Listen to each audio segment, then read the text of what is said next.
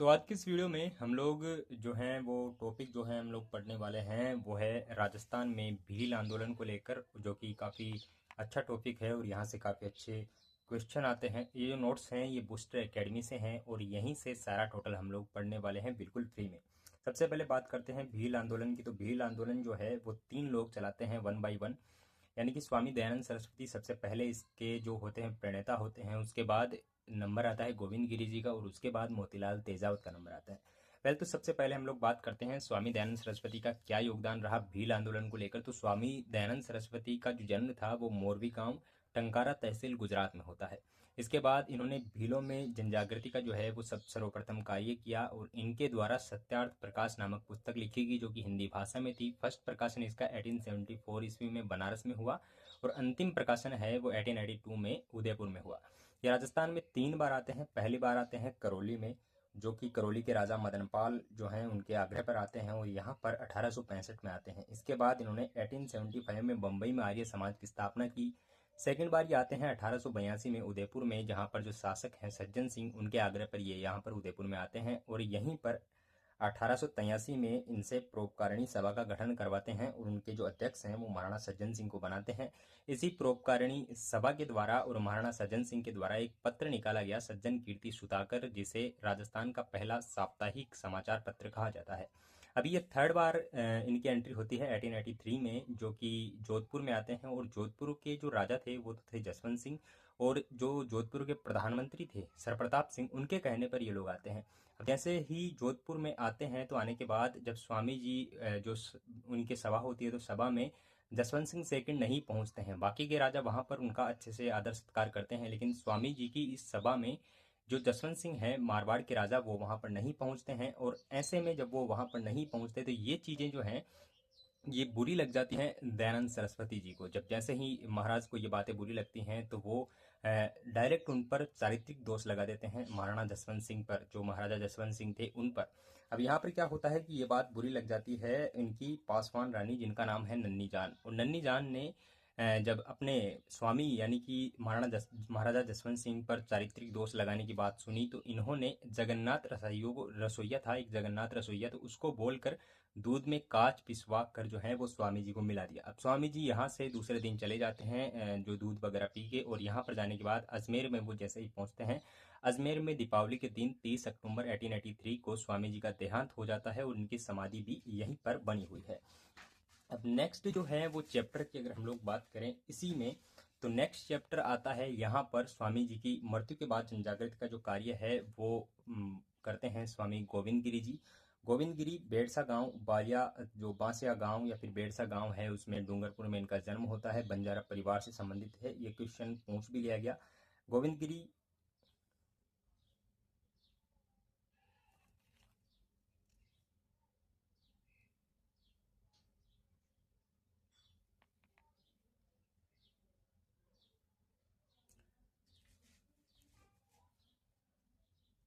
गोविंद गिरी के जो गुरु हैं, अगर मैं बात करूं गोविंद गिरी जी के गुरु की, तो गोविंद गिरी जी के गुरु जो हैं वो राजगिरी हैं, जो कि कोटा बूंदी अखाड़े के महंत हुआ करते थे।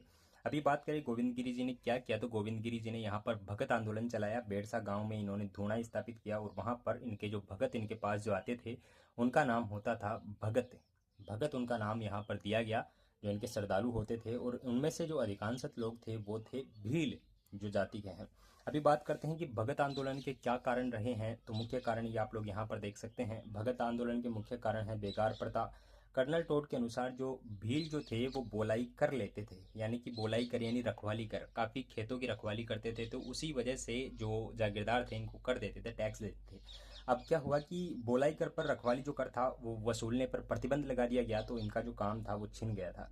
दूसरा क्या था, ये लोग देसी शराब बनाते थे जो महुआ के पेड़ से बनती थी, मावड़ी, तो उस पर भी प्रशासन ने प्रतिबंध लगा दिया था। इसके अलावा प्रशासन द्वारा भील सेना को, पहले भीली सेना होती थी, उस भील सेना को भंग करके एमबीसी की स्थापना हो जाती है।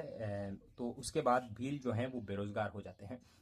उसके बाद बात करते हैं जो वन संपदा पर अभी तक भीलों का एकाधिकार था, भील उसको यूज कर सकते थे, उस पर भी समाप्त कर दिया गया। झूमिंग कृषि को पर प्रतिबंध लगा दिया गया। जो भील जो आसपास के खेतों में घूम घूम कर खेती किया करते थे ज़मीन को जलाकर, तो उस पर भी काफ़ी बैन कर दिया गया था। तो ये भी एक कारण रहा कि भीलों के जो सरकार के खिलाफ या फिर यूँ कहे कि प्रशासन के खिलाफ खड़े होने का। और जो चीज़ें थी वो तंबाकू अफीम उगाने पर जो है वो टैक्स बढ़ा दिए गए, जो भीलों को जो क्या है उसकी आदत काफ़ी ज़्यादा हो चुकी थी। उसके बाद बात करें कि भीलों के सामाजिक रीति रिवाजों के साथ छेड़छाड़ की गई, जैसे उनकी डाकन प्रथा वगैरह जो थी, जो उनके समाज में थी, तो उनको बंद करने का जो काम है वो यहाँ पर सरकार ने किया, जो राजा ने किया। तो उसके बाद भील जो हैं वो काफ़ी खिलाफ हो चुके थे। 1881 की जो जनगणना है उसमें ये अफवाह फैली थी कि जितने भी मोटे भील हैं, मोटे भील यानी जितने भी बड़े लोग हैं भीलों में, उनको मारने के लिए ये गिनती हो रही है। तो 1881 की जो जनगणना थी उसमें भी ये जो अफवाह है काफ़ी फैल गई थी, और ये भी उनका प्रशासन के खिलाफ नाराज़गी का एक प्रमुख कारण था। और बारापाल गांव की घटना है 1881 की, जो कि उदयपुर की है। यहाँ पर एक जागीरदार द्वारा भील कबीले की बस्तियां जला दी गई। बस यही याद रखना कि बारापाल गांव की घटना कहाँ से संबंधित है, उदयपुर से, 1881 में भीलों से संबंधित है। ठीक है, इससे कोई डीपली क्वेश्चन अभी तक पूछा नहीं गया है, ना ही इसके बारे में कोई डीपली जानकारी अभी तक मौजूद है। अभी बात करते हैं 1853 में महाराणा स्वरूप सिंह के काल में डाकन प्रथा पर प्रतिबंध लगा दिया गया था, जो कि मेवाड़ के उस समय जो कमांडर थे जेसी ब्रुक, तो जेसी ब्रुक के द्वारा डाकन प्रथा पर प्रतिबंध लगा दिया गया था। और भीलों में डाकन प्रथा काफ़ी ज़्यादा मात्रा में थी।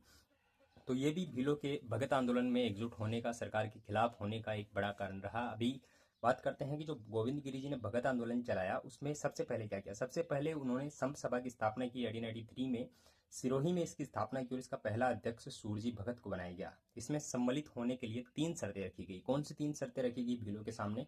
तो इसमें वही भील सम्मिलित हो सकते थे जिन्हें मांस और मदिरा का त्याग किया हो, यानी कि इसमें शामिल होने के बाद आपको मांस और मदिरा का त्याग करना पड़ेगा। भीलों में एक जनजागृति के लिए ये पूरा सभा का गठन किया गया था। इसके बाद परिवार के जो बालक बालिका हैं उनका विद्यालय में नामांकन जरूरी हो गया, यानी कि अगर आप लोग सभा को ज्वाइन करते हैं तो ये शर्तें आपको पूरी करनी ही होगी। दूसरी, घर की छत पर सफ़ेद झंडा फहराना पड़ेगा।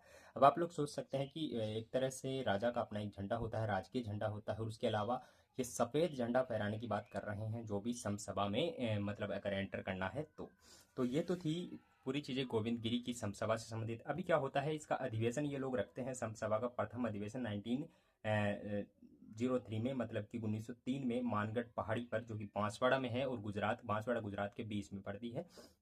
तो ये बॉर्डर पर है। 1903 में मानगढ़ पहाड़ी में इसका सभा का पहला अधिवेशन हुआ। इसकी स्थापना पूछे तो 1883 में हुई थी, 1883 में, और 1903 में जाकर इसका जो है वो फर्स्ट अधिवेशन हुआ। इसमें क्या निर्णय लिया गया? इसमें निर्णय लिया गया कि प्रतिवर्ष अश्विन पूर्णिमा को मानगढ़ पहाड़ी पर एक अधिवेशन बुलाया जाएगा, यानी कि हर साल एक अधिवेशन होना है।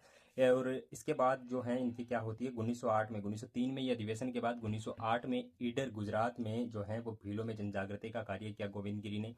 उसके अलावा गोविंद गिरी ने 1910 में पाल पट्टा गुजरात में जागीरदारों को भीलों के साथ समझौता करने पर मजबूर कर दिया, और यहीं से यानी पाल पट्टा गुजरात से ही मेवाड़ महाराणा को एक 33 सूत्रीय मांग पत्र लिखा। मेवाड़ महाराणा जो फतेह सिंह हैं उनको एक 33 सूत्रीय मांग पत्र लिखा, जिसका नाम गुरुजी का पत्र के रूप में हम उसको जानते हैं। अभी 1911 में इन्होंने भगत पंथ का पुनर्गठन किया। भगत पंथ की बात करें तो स्थापना 1883 में होती है गोविंद गिरी के द्वारा। इसका फर्स्ट अध्यक्ष सूरजी भगत को बनाया जाता है। सम्मिलित होने की 3 शर्तें मैंने आपको बताई दी। क्या पीछे कारण रहे भीलों के एकत्र होने के, वो भी लगभग 11-12 कारण अपन लोगों ने पढ़े, और उसके बाद हमने चीज़ें पढ़ी। जो फर्स्ट अधिवेशन है 1903 में वो भी पढ़ा, 1908 में ईडर गुजरात में भीलों में जनजागृति का कार्य किया वो भी पढ़ा, 1910 में पालपट्टा गुजरात में जो जागीरदारों को समझौता करवाया वो भी हमने पढ़ा, और एक 33 सूत्रीय मांग पत्र पढ़ा जो कि पालपट्टा गुजरात से गोविंद गिरी जी ने, जो मेवाड़ महाराणा फतेह सिंह है, उनको भेजा। अभी भीलों में नेक्स्ट आते हैं 17 नवंबर 1913 की बात आती है, जब वही मानगढ़ पहाड़ी पर एक अधिवेशन होना था। मार्गशीर्ष की पूर्णिमा थी, और ये जो है 17 नवंबर 1913 को ये अधिवेशन होना था। अभी यहाँ पर क्या होता है कि एक नारा गूंजता है, नी मानू रे भुरटिया। भुरटिया कहा गया है अंग्रेजों को, यानी कि अंग्रेजों हम नहीं मानेंगे। ये नारा जो है वो दिया गया किसके द्वारा? भीलों के द्वारा। भील जो है वो गोविंदगिरी के नेतृत्व में यहाँ पर इकट्ठे होते हैं, और यहाँ पर मानगढ़ हत्याकांड होता है 17 नवंबर साल 1913 को। यहाँ पर क्या होता है कि एमबीसी के सैनिक होते हैं, एमबीसी के मेवाड़ भील कोर के सैनिक होते हैं, और एक अधिकारी था मेजर बेली। मेजर बेली ने यहाँ पर इन लोगों पर हत्याकांड यानी कि इन पर गोलियां चलाने की योजना बनाई थी। तो योजना किसने बनाई? मेजर बेली ने योजना बनाई। और आदेश पर गोलियां किसने चलाई? यानी कि जेपी स्टोकले। किसके आदेश पर गोलियां चलाई? तो जेपी स्टोकले ने आदेश दिया कि गोलियां चलाई जाए। तो योजना तो बनाई मेजर बेली ने और आदेश दिया जेपी स्टोकले ने गोलियां चलाने का। तो जैसे ही यहाँ पर भीलों पर गोलियां चलाई मानगढ़ पहाड़ी धाम में, वैसे ही गोलियां चलाई और ये मानगढ़ हत्याकांड हुआ। इसमें लगभग 1500 भील मारे गए। इसे राजस्थान का जलियांवाला बाग हत्याकांड कहा जाता है। अब इस मामले में हम लोग कुछ आसपास के फैक्ट भी देख लेते हैं जो कि इससे रिलेट करते हैं और याद भी रहेंगे। जलियांवाला बाग हत्याकांड, वैसे ये जो है वो साल 1913 को हुआ और जलियांवाला बाग एक्चुअल में हत्याकांड साल 1919 को होता है, यानी इसके बाद, लेकिन उसके बाद भी इसकी तुलना की जाती है। तो देखते हैं कि 13 अप्रैल साल 1919 को एक्चुअल जलियांवाला बाग हत्याकांड हुआ था। राजस्थान का ये जो है, जो राजस्थान का जलियांवाला बाग हत्याकांड पूछे तो वो है मानगढ़ पहाड़ी धाम हत्याकांड। और इसके अलावा राजस्थान का दूसरा जलियांवाला बाग हत्याकांड पूछे तो वो है नीमड़ा हत्याकांड, जो कि 6 मार्च 1922 को हुआ था। गांधी जी ने किस हत्याकांड को जलियांवाला बाग से भी विभत्स बताया, तो वो है नीमुचना हत्याकांड, जो कि 14 मई साल 1925 को हुआ था। अभी नेक्स्ट हम लोग चलते हैं, मानगढ़ हत्याकांड होता है तो उस हत्याकांड में सिर्फ भील ही नहीं मरते बल्कि 2 पुलिस अधिकारियों की मौत हो जाती है, जिसका नाम गुल मोहम्मद और यूसुफ खान था। इन पुलिस अधिकारियों की मृत्यु के चक्कर में गोविंदगिरी को गिरफ्तार कर लिया जाता है। गोविंदगिरी के साथ इनके एक शिष्य थे पूंजा धीर जी, वो भी गिरफ्तार हो जाते हैं। मतलब साल 1913, 17 नवंबर 1913 को यह हत्याकांड होता है और इनको 1913 में हत्याकांड के साथ ही गोविंदगिरी को गिरफ्तार करके अहमदाबाद जेल गुजरात में भेज दिया जाता है। अभी क्या होता है कि 1923 में गोविंदगिरी जी को जेल से रिहा किया जाता है। 1913 में गिरफ्तार, 23 में रिहा, मतलब 10 साल ये लोग जेल में रहते हैं। इन्होंने जेल से निकलने के बाद जो अपने जो अंतिम समय है वो कंबोई गुजरात में बिताया। अभी क्या होता है, अभी साल 2012-13 में मानगढ़ हत्याकांड के 100 वर्ष पूरे हुए हैं, यानी कि शताब्दी वर्ष मनाया गया। और बांसवाड़ा में गुरु गोविंद जनजातीय विश्वविद्यालय भी है, जो कि राजस्थान का पहला जनजातीय विश्वविद्यालय है। अभी आपको बताना है कि अभी 2025 चल रही है और 2012 में अगर 100 वर्ष थे तो अभी कितने वर्ष से इस हत्याकांड को हो चुके हैं। अभी बात करते हैं नेक्स्ट हम लोग कि नेक्स्ट अब गोविंदगिरी जो हैं वो जेल से आने के बाद अपना अंतिम समय किसी भी आंदोलन में नहीं बिताते बल्कि कंबोई गुजरात में बिताते हैं। अभी अभी जो है वो भील आंदोलन का नेतृत्व आ जाता है मोतीलाल तेजावत के पास, जो कि इनका जन्म पूछे तो कोयलारी गांव उदयपुर से ये संबंध रखते हैं और ओसवाल जैन जाति से संबंध रखते हैं, जो कि काफ़ी बार पूछा भी गया है कि ये किस किस जाति से संबंध रखते हैं। अच्छा, और क्या थे कि झाड़ोल ठिकाने में यानी मेवाड़ के पद पर कामदार कामदार के पद पर ये लोग काम करते थे, झाड़ोल ठिकाने में काम करते थे। ये क्वेश्चन अभी हाल ही में किसी एग्जाम में आया था कि जो मोतीलाल तेजावत हैं वो किस ठिकाने में कामदार के पद पर कार्य करते थे, तो वो है झाड़ोल ठिकाना। अभी क्या करते हैं कि मोतीलाल तेजावत के कुछ उपनाम हैं। इसे आदिवासियों का मसीहा, भीलों का बावजी, मेवाड़ का गांधी भी कहा जाता है। अब इनका एक पत्र काफ़ी ज़्यादा चलता है जिसका नाम है 21 सूत्रीय मांग पत्र, जिसे मेवाड़ की पुकार भी कहा जाता है। अभी हम लोग बात करते हैं गोविंदगिरी जी ने जब भीलों पर अत्याचार को देखा तो झाड़ोल ठिकाने में जो इनकी नौकरी थी उससे इस्तीफा दे दिया। भीलों में जन जागृति का कार्य प्रारंभ कर दिया। इनके द्वारा भूमट भील आंदोलन चलाया जाता है। वनवासी संघ की स्थापना की जाती है। 1921 में एके आंदोलन के प्रणेता माने जाते हैं कौन, मोतीलाल तेजावत। तो यहाँ पर ये हो जाते हैं कुछ आसपास के फैक्ट भी इसके साथ ही पढ़ लेते हैं, वो भी आपको याद हो जाए। तो वनवासी सेवा संघ की स्थापना भोगीलाल पांड्या करते हैं, जो कि प्रजामंडल से संबंधित हैं। मेवाड़ का गांधी 2 लोगों को कहा जाता है। अगर ऑप्शन में माणिक्यलाल वर्मा हो तो सबसे पहले इसको टिक करना है, और ये नहीं हो तो आप लोग मोतीलाल तेजावत को कर सकते हैं। तो राजस्थान का गांधी गोकुलभाई भट्ट को, वागड़ का गांधी भोगीलाल पांड्या को, चिड़ावा का गांधी मास्टर प्यारेलाल को और मारवाड़ का गांधी चमला जयनारायण व्यास को। अगर जयनारायण व्यास ना हो तो मारवाड़ का युवा गांधी हमारे पूर्व सीएम अशोक गहलोत को भी कहा जाता है। अभी हम लोग मोतीलाल तेजावत से रिलेटेड नेक्स्ट जो चीज़ें हैं उस पर चलते हैं। मोतीलाल तेजावत चलाते हैं एक ही आंदोलन, हमने बताया भूमट भील आंदोलन, एक ही आंदोलन जो है वो भी मोतीलाल तेजावत ने चलाया। तो एक ही आंदोलन के बारे में बात करते हैं। सबसे पहले इसके उद्देश्य के बारे में बात करते हैं। इसका उद्देश्य था जनजातियों को एकता के सूत्र में बांधना। गांधी जी के असहयोग आंदोलन से प्रेरित था। और भूमट क्षेत्र कहा जाता है कोटला, झाड़ोल और गोगुंदा तहसील को। अब इसके प्रमुख केंद्र क्या थे, तो उदयपुर में तो झाड़ोल इसका प्रमुख केंद्र था क्योंकि वहाँ पर भील आबादी ज़्यादा थी।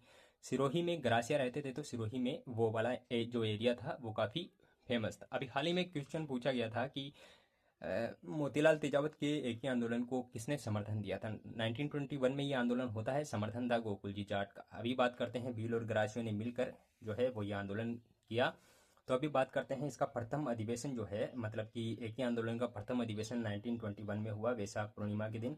मात्रकुंडिया गांव रासमी तहसील चित्तौड़गढ़ में ये होता है, जिसे मात्रकुंडिया गांव को मेवाड़ का हरिद्वार और राजस्थान का हरिद्वार भी कहते हैं। यहाँ पर यह निर्णय लिया गया कि जब तक मेवाड़ का महाराणा फतेह सिंह हमारी मांगे नहीं मान लेता तब तक हम जो है वो लगान नहीं देंगे। इससे अधिवेशन में ये चीज़ें उठी और यहाँ पर एक 21 सूत्रीय मांग पत्र तैयार किया गया जिसे मेवाड़ की पुकार कहा जाता है। अभी क्या होता है कि एकी आंदोलन के दो प्रमुख केंद्र थे। अभी यहाँ से एकी आंदोलन को हम लोग समझने की कोशिश करते हैं। एकी आंदोलन के दो प्रमुख केंद्र थे। उदयपुर में हमने आपको बताया कि झाड़ोल जो ठिकाना था वो इसका प्रमुख केंद्र था, और सिरोही में जो थे वो गरासिया इसको चला रहे थे। तो गरासियों में जो गरासिया भील और किसान हैं वो यहाँ पर चला रहे थे। और सिरोही में सिरोही के सामंत रमाकांत मालवीय जो थे, उन्होंने किसानों को समझाने के लिए यहाँ पर विजय सिंह पथिक को बुलाया। हालांकि विजय सिंह पथिक इसमें समझाने में थोड़े सफल होते हैं, थोड़े असफल होते हैं। अभी झाड़ोल जो ठिकाना था वो मेन था। अभी क्या होता है, यहाँ पर मेवाड़ महाराणा फतेह सिंह की और मोतीलाल तेजावत की मुलाकात होती है। कहाँ पर मुलाकात होती है? मोतीलाल तेजावत महाराणा फतेह सिंह से मिलते हैं पिचोला झील उदयपुर पर। यहाँ पर क्या होता है कि 21 सूत्रीय मांग पत्र मोतीलाल तेजावत महाराणा को पकड़ा देते हैं। लेकिन महाराणा, अभी पिछोला झील के बारे में हम लोग बाद में पढ़ेंगे, लेकिन महाराणा 21 सूत्रीय मांग पत्र जैसे ही ये मोतीलाल तेजावत महाराणा को पकड़ाते हैं, वैसे इनमें 18 मांगे मान ली गई, लेकिन 3 मांगे नहीं मानी गई। 3 मांगे मेवाड़ महाराणा फतेह सिंह ने नहीं मानी। वो 3 मांगे कौन कौन सी थी? तो वो थी, बेगार प्रथा का अंत नहीं होगा। मेवाड़ महाराणा ने साफ बोल दिया कि बेगार प्रथा का अंत नहीं होगा। जंगली सूरों के मारने पर लगा प्रतिबंध नहीं हटाया जाएगा, और वनों का अधिकाधिक उपभोग न किया जाए, ये जो जो शर्त थी वो भी नहीं मानी। यानी कि मोतीलाल तेजावत की जो 3 शर्तें थी, एक तो कि बेगार प्रथा का अंत हो, तो इसके लिए भी मेवाड़ महाराणा ने मना कर दिया, और जंगली सूअरों के मारने पर जो प्रतिबंध लगा है वो हटाया जाए, ताकि जंगली सूअर जो हैं उनको किसान मार सके और वो किसान के खेतों का नुकसान ना करे, तो ये मांग भी नहीं मानी। तीसरी जो मांग थी कि वनों का अधिकाधिक उपभोग न किया जाए, यानी वनों को छोड़ दिया जाए भीलों के लिए, तो वो बातें भी नहीं मानी गई।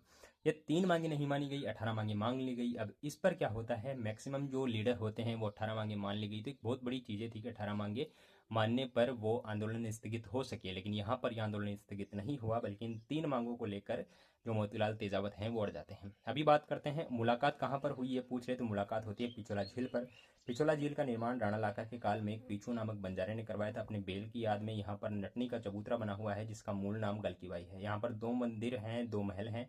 एक का नाम जगमंदिर महल है जिसकी नींव करण सिंह ने रखी थी, और निर्माण जो है वो जगत सिंह फर्स्ट ने करवाया था। एक दूसरा जो महल है वो जगनिवास महल है जिसका निर्माण जगत सिंह सेकंड ने करवाया था। अभी इस मामले में नेक्स्ट क्या चीज़ें हैं, इसमें प्रमुख घटनाओं के बारे में चर्चा करते हैं कि एकी आंदोलन की प्रमुख घटनाएं क्या है। सबसे पहले आती है नीमड़ा हत्याकांड, जो कि विजयनगर अजमेर भी लिखा होता है कहीं कहीं, विजयनगर गुजरात भी लिखा होता है। जो भी आप लोग को लगे वो आप लोग कर देना। अभी यहाँ पर क्या होता है, 6 मार्च 1922 का दिन था। एमबीसी का एक अधिकारी था मेजर सर्टन, और मेजर सर्टन के कहने पर गोलियां चलवा दी गई, और इसमें क्या होते हैं कि लगभग 1200 भील मारे जाते हैं। इसे राजस्थान का दूसरा जलियांवाला बाग हत्याकांड कहा जाता है। इस जो आंदोलन में भीलों का जो नारा होता है वो था, हाकिम वाना हुकुम, यानी कि ना राजा और ना ही राजा का आदेश मानेंगे। तो ये जो नारा है, अभी मैं आपको पूछूं कि वो जो पिछला हमने पढ़ा था भील आंदोलन, तो उस टाइम मतलब कि वहाँ पर जब हमने गोविंदगिरी को पढ़ा था, तो उस वक्त जो नारा था वो क्या था? उस वक्त जो नारा था वो था, नी मानू रे बुरटिया। और अभी जो नारा है वो नारा है, हाकिम वाना हुकुम। तो ये नारा है। अब यहाँ पर 1200 जो किसान हैं उनकी मौत हो जाती है, भीलों की मौत हो जाती है, तो ये आंदोलन समाप्त हो जाता है। मोतीलाल तेजावत को गिरफ्तार करने के आदेश जारी हो जाते हैं, लेकिन तेजावत यहाँ से फरार हो जाते हैं। अभी तेजावत को समझाने के लिए महात्मा गांधी ने मणिकलाल कोठारी को भेजा कि कैसे भी आप लोग सरेंडर कर दो, बाकी हम लोग देख लेंगे। तो जो दूसरा हत्याकांड होता है वो सियावा हत्याकांड होता है, जो कि यहाँ पर होता है 12 अप्रैल 1922 को। ये सिर्फ याद रखना है, सियावा हत्याकांड सिरोही, और इसकी डेट याद रखनी है। यहाँ पर भी जागीरदार ने गोलियां चला दी थी, तो सिरोही में ग्रासिया ज़्यादा थे, तो ग्रासिया जो है उनकी मौत हो जाती है। अभी बात करते हैं नीचे चल के।